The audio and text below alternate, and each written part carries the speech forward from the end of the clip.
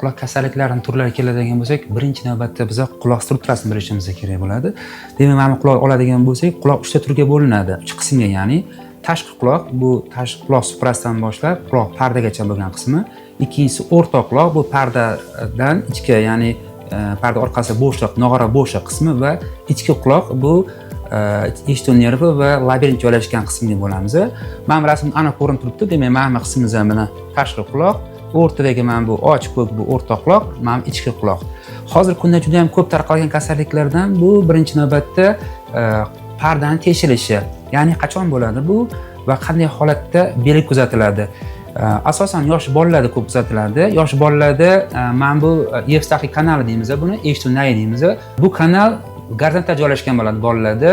Bolalar birinchi navbatda burunni shamollab, burundan mana bu shilliq oqayotgan paytda o'sha infeksiya mana bu kanal, burunga o'xshagan kanal, bu infeksiya burundan quloqqa o'tadi-da, bu yerda yiringlaydi. Yiring ko'payadi-da, bosim ortib, pardani teshish oqibatida parda teshiladi va yiring oqishida parda teshilgan bo'ladi. Bu ko'p uchraydigan kasalliklardan bittasi. Yana bitta ko'p holatlarda kuzatiladigan bu hozir yosh kattalarda, ya'ni o'smirlarda pardani teshilishi. Bu qachon bo'ladi? Bu qachonki quloqqa zarba teganda. Ko'pincha hozirgi kunda er-xotin o'rtasida, ayolini urgan holatda yoki bo'lmasam ko'cha-kuyda mushtlashganda bo'ladi.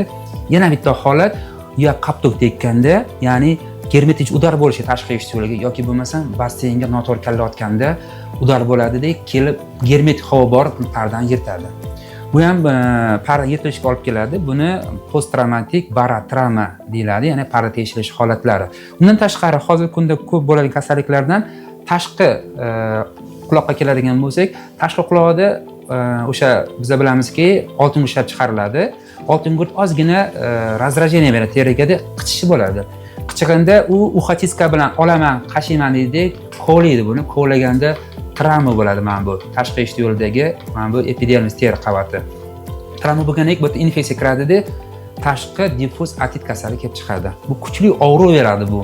Shishib ketgandan keyin eshish past bo'ladi. Juda ham bemor bezovtalanib keladi. Ya'ni kecha soat 2-3 da bo'lsa ham klinikaga yoki bo'lmasa ekstreniga borib, men quloqim og'riyapti, chiday olmayapman deb keladi. Chunki shishyotadi bu yerda.